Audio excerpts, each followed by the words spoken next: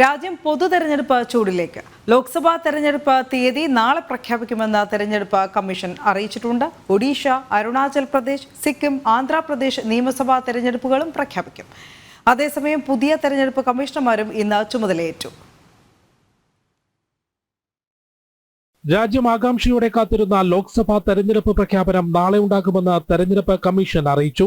മുഖ്യ തെരഞ്ഞെടുപ്പ് കമ്മീഷണർ രാജീവ് കുമാറും കമ്മീഷണർമാരായി ഇന്ന് ചുമതലയേറ്റ ജ്ഞാനേഷ് കുമാറും സുഖ്ബീർ സിംഗ് സദ്ധുവും ചേർന്ന് നാളെ വൈകിട്ട് 3 മണിക്ക് നടത്തുന്ന വാർത്താ സമ്മേളനത്തിൽ തെരഞ്ഞെടുപ്പ് തീയതികളും ക്രമീകരണങ്ങളും വ്യക്തമാക്കും. തെരഞ്ഞെടുപ്പിന്റെ തയ്യാറെടുപ്പുകൾ വിലയിരുത്തുന്നതിനായി തെരഞ്ഞെടുപ്പ് കമ്മീഷൻ എല്ലാ സംസ്ഥാനങ്ങളിലും സന്ദർശനം നടത്തിയിരുന്നു.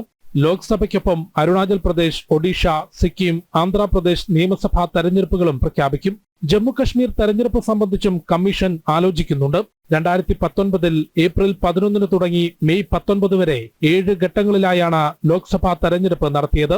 ഇത്തവണയും 5 ഘട്ടങ്ങളിലധികമായി വോട്ടെടുപ്പ് നടത്താൻ തന്നെയാകും തീരുമാനം. ഈ വർഷം നടക്കാനുള്ള ലോക്സഭാ നിയമസഭാ തെരഞ്ഞെടുപ്പുകൾക്കായി പൂർണ്ണ സജ്ജമാണെന്ന് ജമ്മു കാശ്മീരിൽ സന്ദർശനം നടത്തിയ ശേഷം മുഖ്യ തെരഞ്ഞെടുപ്പ് കമ്മീഷണർ അറിയിച്ചിരുന്നു.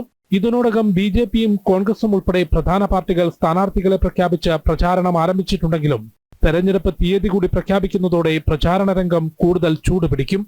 ജനം, ഡൽഹി.